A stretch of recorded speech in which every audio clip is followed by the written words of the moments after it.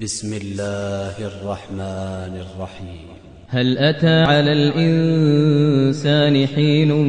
من الدهر لم يكن شيئا مذكورا إنا خلقنا الإنسان من نطفة أمشاج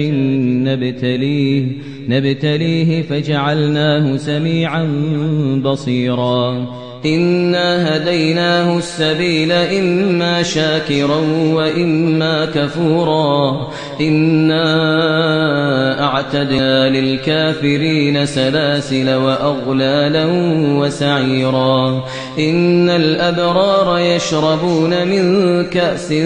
كان مزاجها كافورا عينا يشرب بها عباد الله يفجرونها تفجيرا يوفون بالنذر ويخافون يوما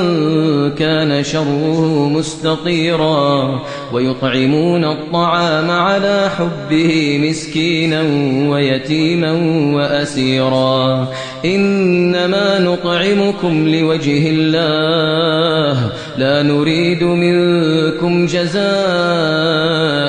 ولا شكورا إنا نخاف من ربنا يوما عبوسا قمطريرا إنا نخاف من ربنا يوما عبوسا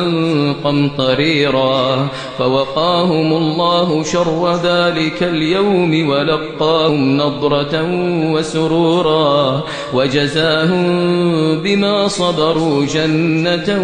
وحريرا متكئين فيها على الأرائك لا يرون فيها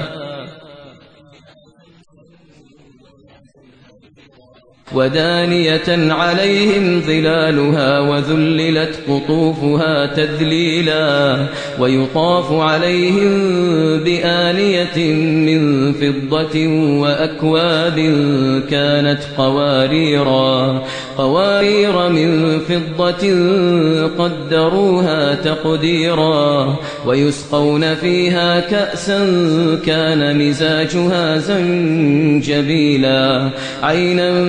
فيها تسمى سلسبيلا ويطوف عليهم ولدان مخلدون إذا رأيتهم حسبتهم لؤلؤا منثورا وإذا رأيت ثم رأيت نعيما وملكا كبيرا عاليهم ثياب سندس خضر واستبرق وحلوا أساور من فضة وسقاهم ربهم شرابا طهورا إن هذا كان لكم جزاء وكان سعيكم مشكورا إن هذا كان لكم جزاء وكان سعيكم مشكورا إنا نحن نزلنا عليك القرآن تنزيلا فاصبر لحكم ربك ولا تطع منهم آثما أو كفورا واذكر اسم ربك بكرة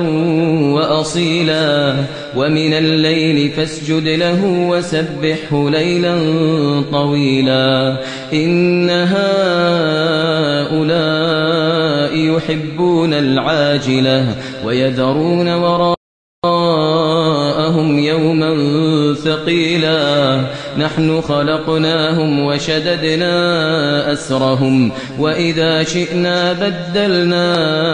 أمثالهم تبديلا إن هذه تذكرة فمن شاء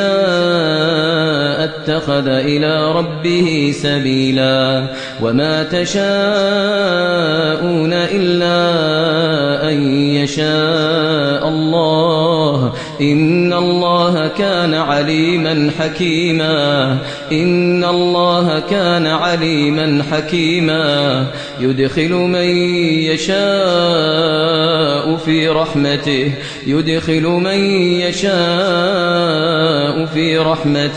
والظالمين أعد لهم عذابا أليما.